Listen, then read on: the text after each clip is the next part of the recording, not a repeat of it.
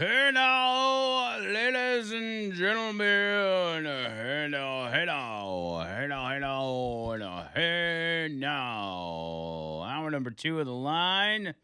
Talk 99.5, talk995.com, AndrewMcLeanWho.com. To start off this hour, Maduro and his wife pleading not guilty to drug trafficking charges. Yeah. I know everybody's surprised by that. If I was a prosecutor, I'd be like, listen, Coles, let's talk about this 2020 election, and we might be able to cut you a deal.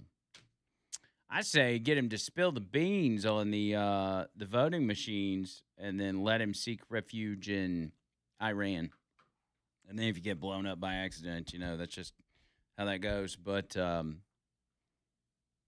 know, cut a deal, man. Cut a deal. Ain't nothing wrong with cutting a deal. Happens in courtrooms every single day.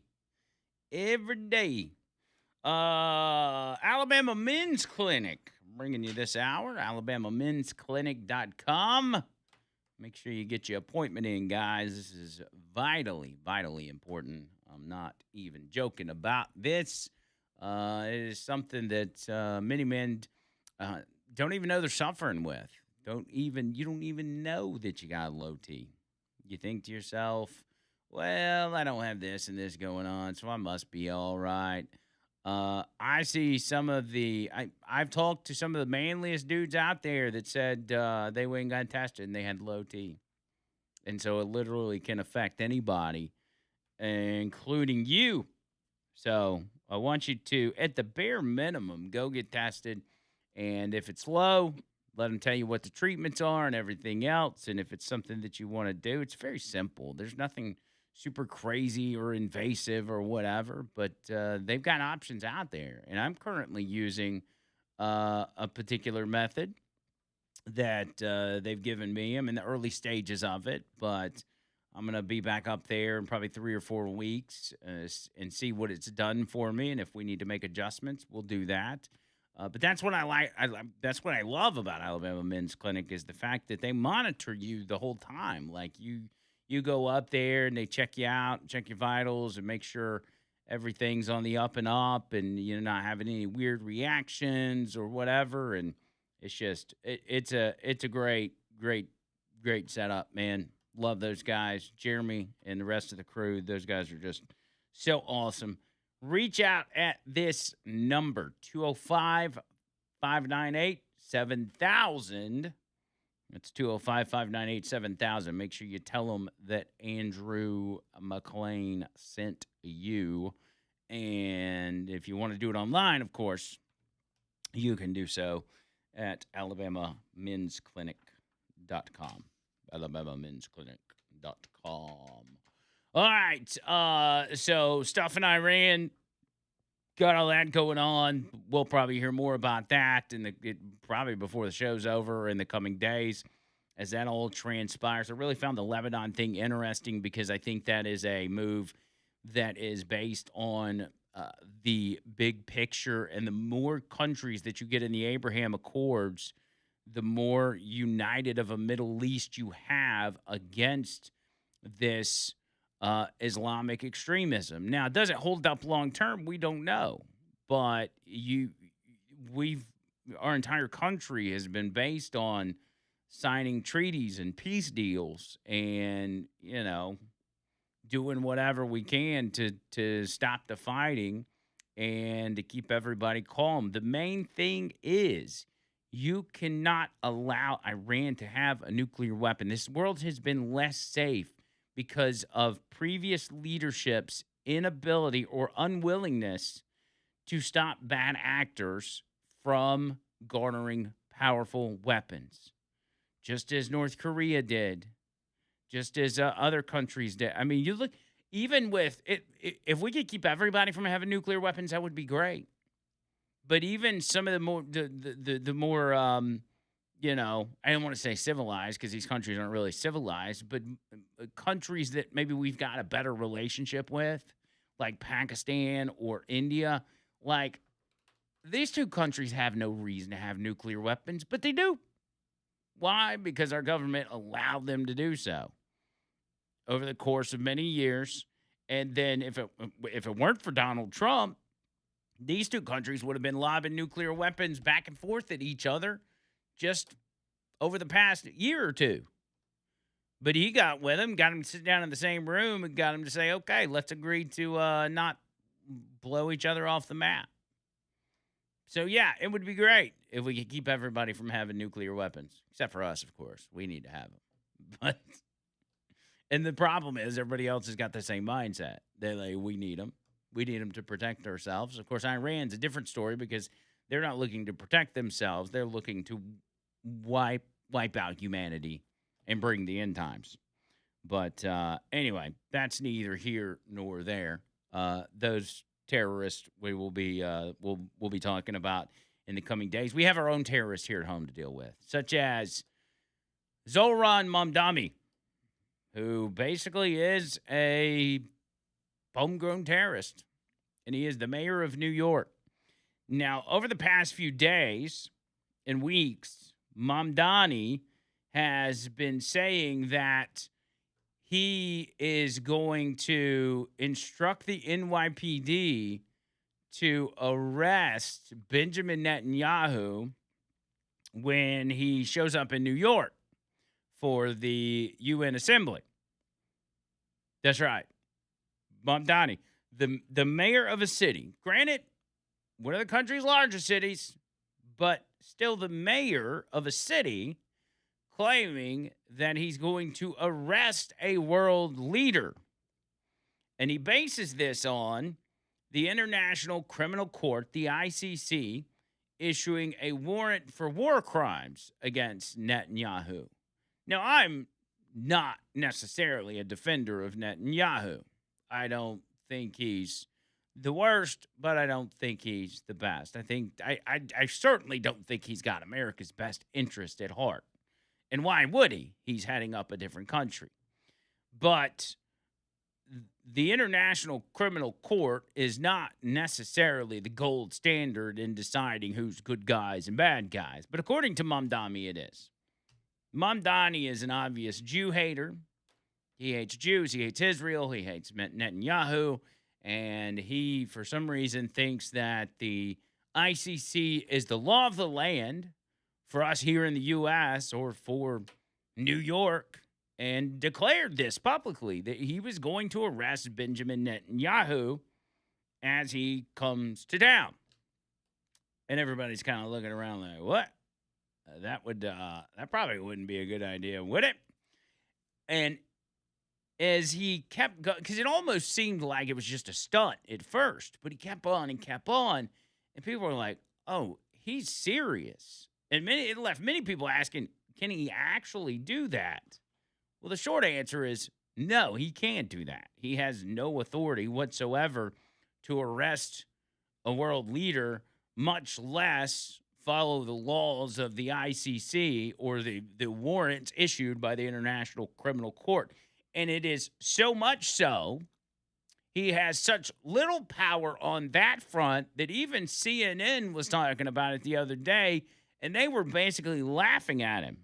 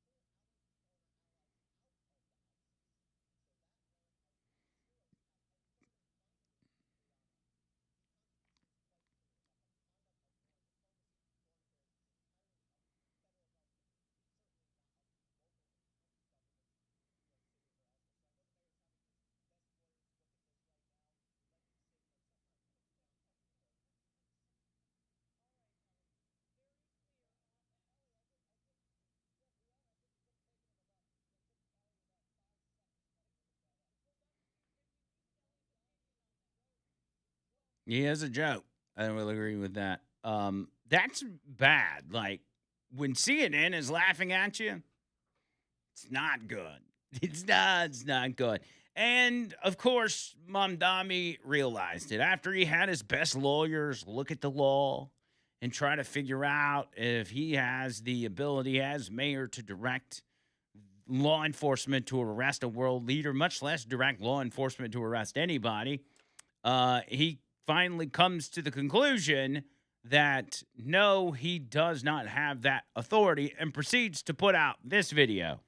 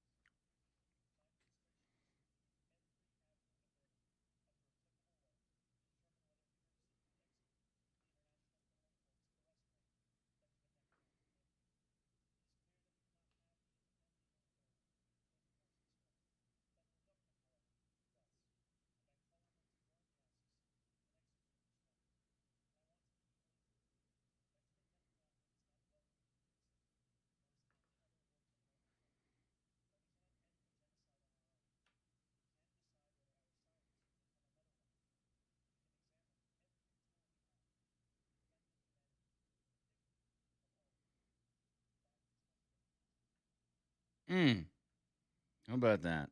So that was a really convoluted way of saying no, I can't arrest him, but whatever. I'm looking through Zoran Mamdami's social media to see if he's mentioned anything about the crimes of committed by the Iranian regime of hanging these two teenagers for simply opening the door for protesters who were running for their lives. And I don't see anything. So I guess those doesn't matter. Is it only when Jewish people or Zionist kill people that it matters? And if the Iranian regime does it, it's not that big a deal. I don't know. I don't know what the rules are in Mamdani land, but he's very upset about the fact that he says, "You're not welcome here." Well, good news, Mom Donnie. Nobody cares. Literally, nobody cares. But we do have a problem with this stuff in our country as it continues to grow through the socialists, through the DSA. It's the Mom Donnie effect, essentially. I want to talk about that when we get back. 205 545 9950. More of the line coming up.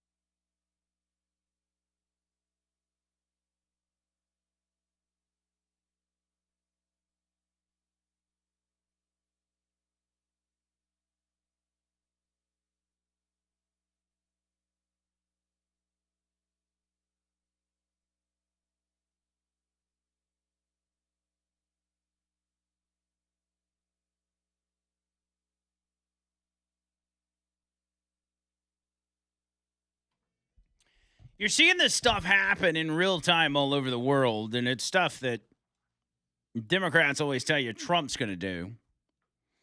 But it's the socialists around the world that are doing it.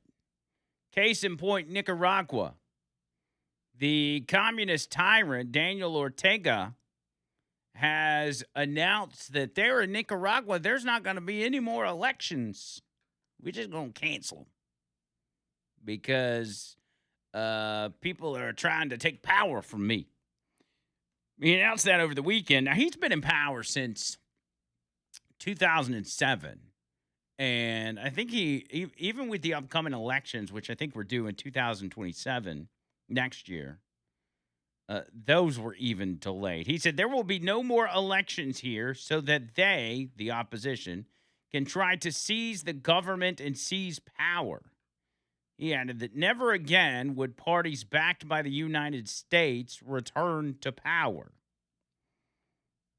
He is obviously a pro-Cuban communist. They're very tightly woven together.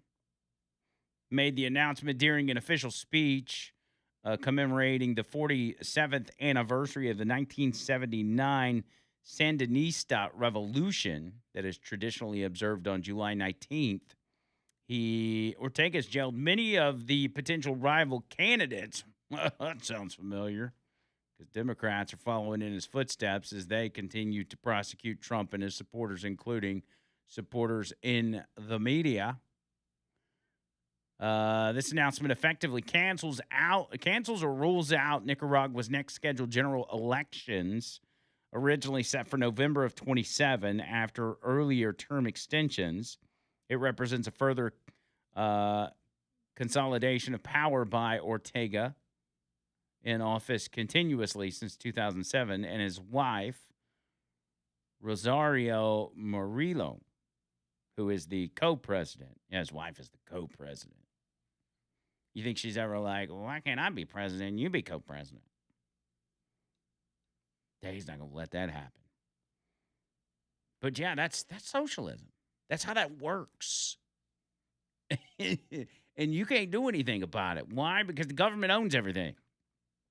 The government owns key industries. The government owns the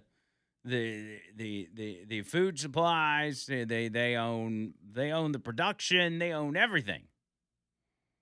And if you want or need anything, you got to do what the government says, because they can take that away from you at any moment. So you better behave. You better behave.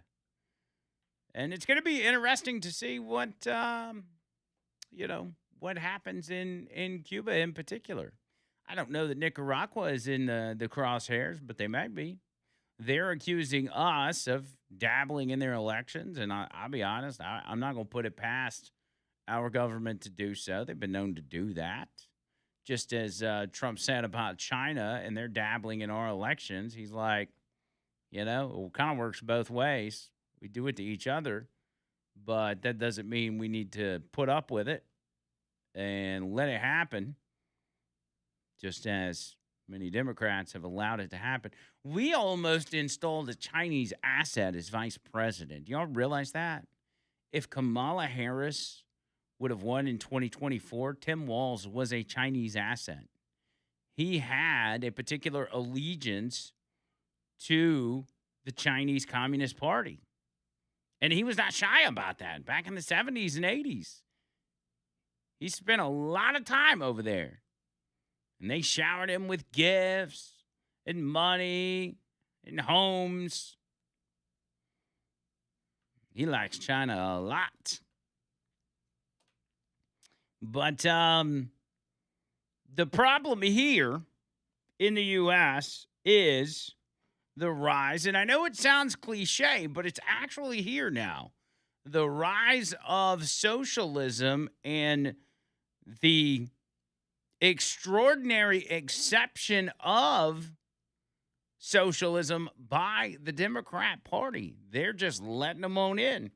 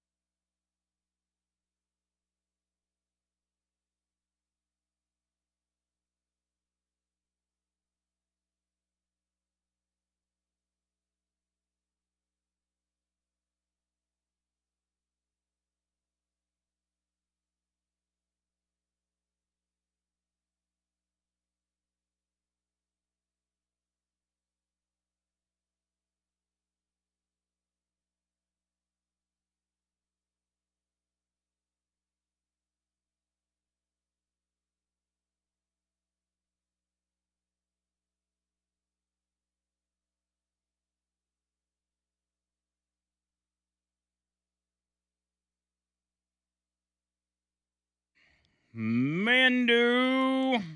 Mandu.com. Y'all get with the Mandu, baby. Free session waiting on you. All you got to do is pick it up. You don't have to pick it up. You have to sign it up. You have to sign up for it. You go to mandu.com, MANDUU.com. Mandu is for you, no matter who you are. Get you a free session in. See if it's everything I told you it was. You'll be pleasantly surprised. You'll say, "Wow, he was telling me the truth about what Mandu was." I'm going to Mandu today, as a matter of fact. I had gotten in this rhythm of like being super busy and missing sessions, but I'm back on track now. I'll be back in the saddle. I was there Monday after a week hiatus. Back in there Monday, back in there today. I'll be back on Friday, and I do 3 a week. But you don't have to do 3 a week. You can do 1 a week. You can do 2 a week. You are going to see results no matter how many times a week you do it. So don't feel like you've got to necessarily go all in if you do sign up. You know, it's custom built for you, and you've got a trainer there that walks you through every single step. It's only 15 minutes. You're in and out of there, and that's what Mandu's all about, is being able to get you to where you want to be, get you to where you can work out and build muscle and lose weight and become more healthy and still fit it in your schedule. Because most of us don't have 2 hours, 3 hours a day to go to the gym and, you know, do whatever you need to do, wait on machines, do this, do that. Mandu is where it's at. Now, if you want to do the gym outside of Mandu as well, you know, and just supercharge your progress, that's great. You know, I mix cardio in with mine. I do 30 minutes on the treadmill, try 3 times a week to add to mine. And it's great, dude. It's just great. That's all I can say about it. So go to the website, all the information right there. You can even sign up for your free session at mandu.com, MANDUU.com. You can either go to Huntsville, you can go to Tuscaloosa, or you can go to the one I go to right here in Birmingham, right in Homewood, man. Easy to find, cool little spot. You'll like it. You'll like it. Maybe you'll be working out with me one day. MANDUU.com. Alan's on the line. Alan, what's up? Hey, brother. I hadn't been listening the whole time, but did you talk about the crazy lady from the Smithsonian Institute yesterday? No, not yet. I'll probably talk about her later in the show, but I saw some clips of her getting grilled on Capitol Hill. What's interesting about that and the lead up to it is, and you probably saw us talk about this on the podcast, is the items that the Trump administration had found in the Smithsonian, which was like, you know, like some like S&M bondage equipment, Yeah. a chest binder that's used by a trans man that's really a woman trying to hide their breast, and then a diary from some kid that prayed every day that his PP would grow or something. It's just crazy stuff, man. Like, you got to be literally insane to think that's okay. Yeah, she didn't know how many genders there were. She didn't know what a woman was. But one other thing I was going to ask you about, did you see the Postmaster General? In what sense? Josh Hawley had him up there yesterday. He makes $350,000 a year. He gave himself, I think, a $300,000 bonus, and they got a report that the post office is in the worst shape in the history of the post office. Yeah. And he was just up there smirking and laughing the whole time. Who is the postmaster? Is that still DeJoy? Is that his name? I don't know who it is. You can check out that clip with Josh Hawley. It's bad, man. Yeah. All right, brother. Be safe, buddy. All right, cuz. Yeah, when it comes to the post office, and we've got a lot of postal workers that listen to this show as well, especially our Maplesville mail ladies. It always seems to go that way. Like, you never get reports that the USPS had a fantastic year, or that they had gotten better than they were the year before. It always goes in the opposite direction. It always gets worse. And the people at the top, whether it's the Postmaster General or whoever, they're getting bonuses. Like they're making tons of money. They're raking in $500,000 a year, and it's kind of like why? Why? Now I didn't see the clip from Josh Hawley. I'm a little perturbed with Josh Hawley.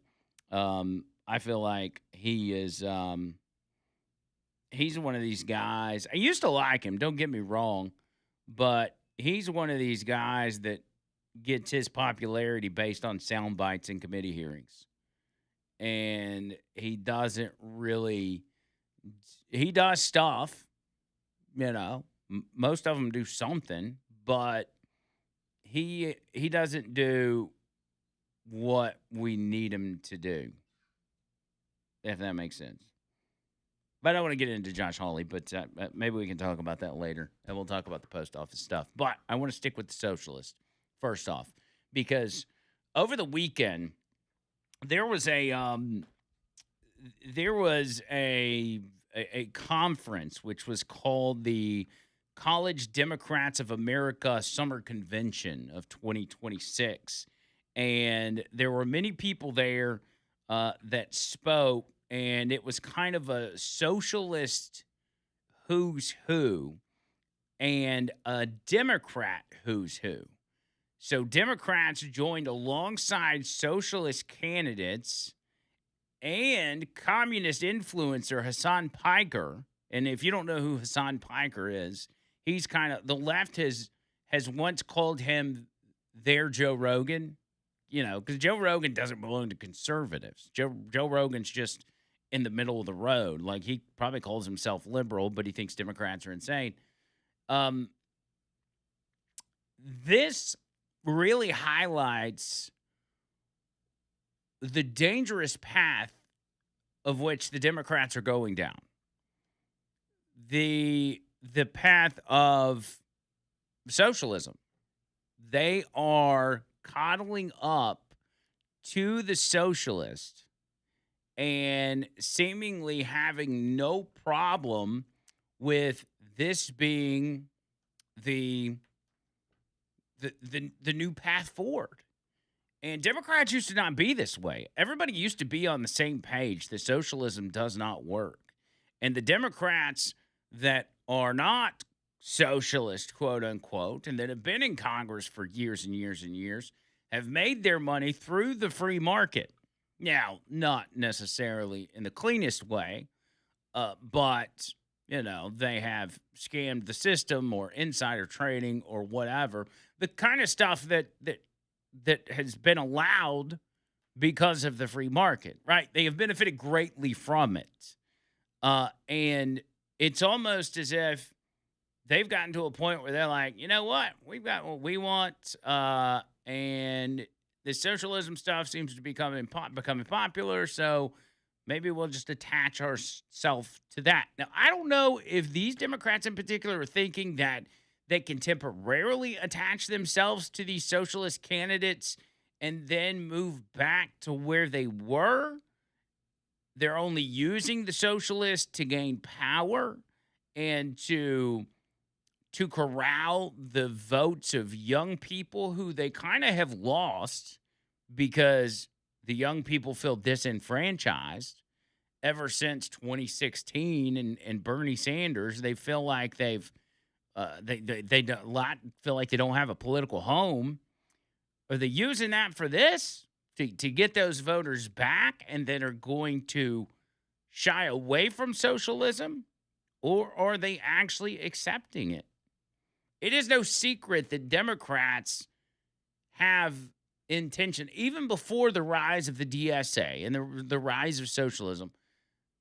Democrats have made sure to convey to critical thinking peoples that they want to destroy the country. Like, they've done everything to signal that to you and me. But this is a different level. This is a whole different animal. Case in point. So as socialist candidates are here at this summer convention, so are the Democrats like Jamie Raskin. And Jamie Raskin takes to takes to the stage and spews out all the talking points that Jamie Raskin normally spews out while coddling up to these socialists.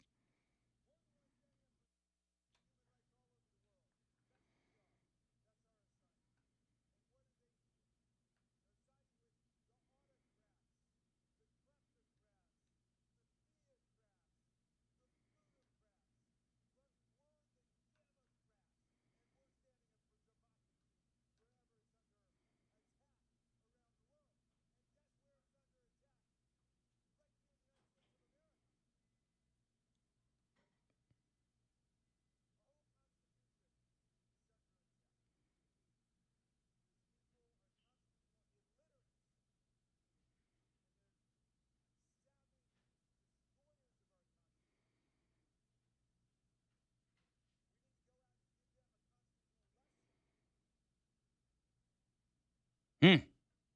And the theocrats, and the autocrats, and the thundercrats, and all the crats. All those trigger words to get you excited because, we're dealing with authoritarianism, we're dealing with fascism. Among the speakers at this event are the likes of Jamie Raskin, who, in his speech, is trying to portray to you that the current state of the government is not working and we need to completely revamp it. Remember, the DSA, the Democrat Socialists of America, want to abolish the Senate. They want to abolish law enforcement.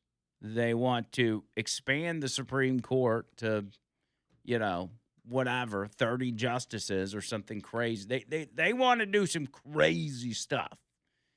And so it's at this event, Jamie Raskin, gun control poster child, David Hogg, a Colorado Socialist House candidate named Malat Quiros, an Ohio House candidate named Christina Knickerbocker, and Hassan Piker. On top of that, you had video messages sent in for people that couldn't be there but still wanted to speak at the event from the likes of Kamala Harris, Andy Bashar, Kentucky's governor, J.B. Pritzker, Chris Murphy, senator from Connecticut, James Talafrico, Texas Senate candidate, all of them sending in messages to what is essentially a socialist convention, which was kind of confirmed by Hassan Piker. And Hassan Piker is not just a socialist, by the way. He's a podcaster, but he is also a communist. Like, he skipped over the socialism part.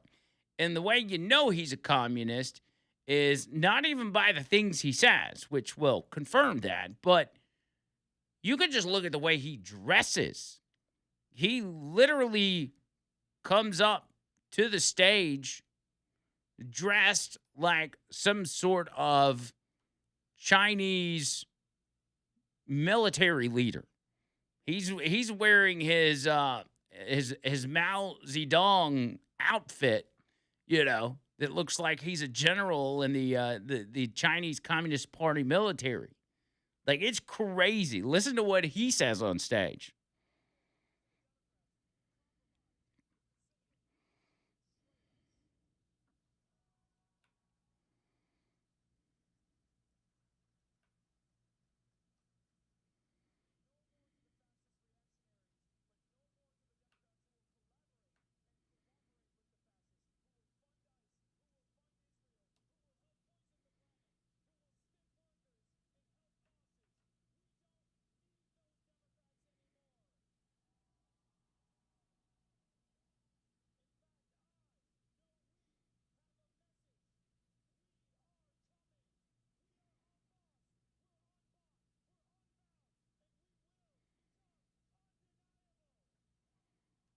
And you've got Jamie Raskin's dumbass standing up there like, down with the Democrats.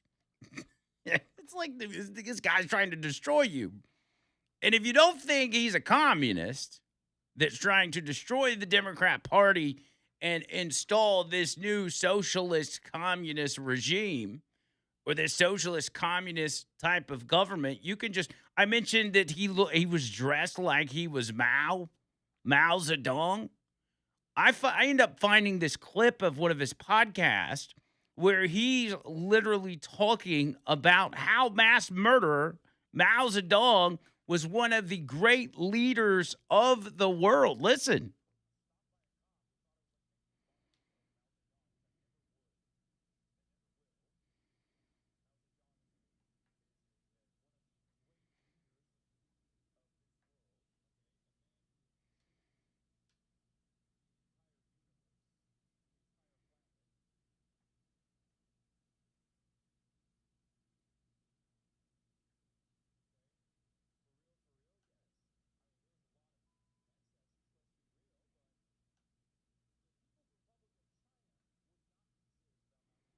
That's a pretty wild take.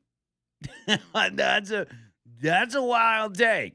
But that's who you're dealing with.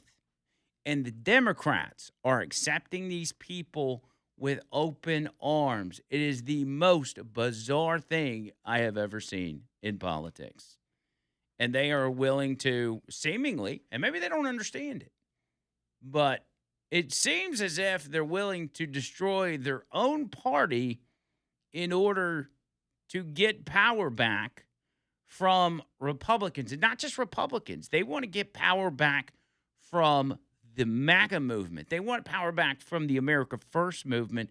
They want the power back from the American people. The shift of power has gone too far towards the citizens of this country. And that for Democrats is a major problem. They cannot succeed at what they want to accomplish unless they have total control. So it should be no surprise that socialism and communism look extremely appealing to that party.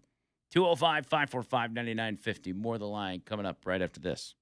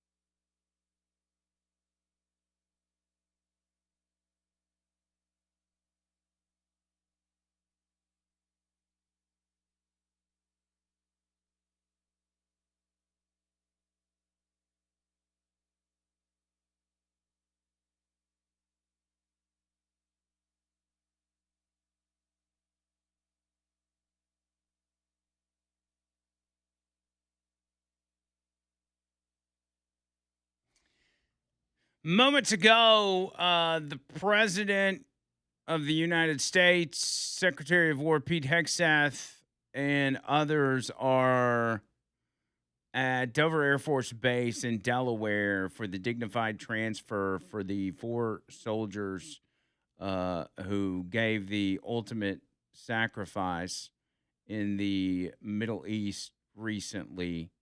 And it's always a, it's a hard thing to watch. Um, and we never want to have to see these images, but it is such a stark reminder of what those in the military and our armed forces sacrifice or are willing to sacrifice when they sign up. And dare I say, most people in this audience are either veterans themselves or active duty or have loved ones or friends that were or are in the military. And I think it's just it's a good time to remind yourself, to remind them how much we appreciate them. And so for anybody in this audience that's a veteran or actively serving, I can never thank you enough. We here at Talk 99.5 can never thank you enough, but we just want you to know how much you are appreciated, and it is not and will never be lost on us, no matter what your role is in the military, that you're the one responsible for our freedom.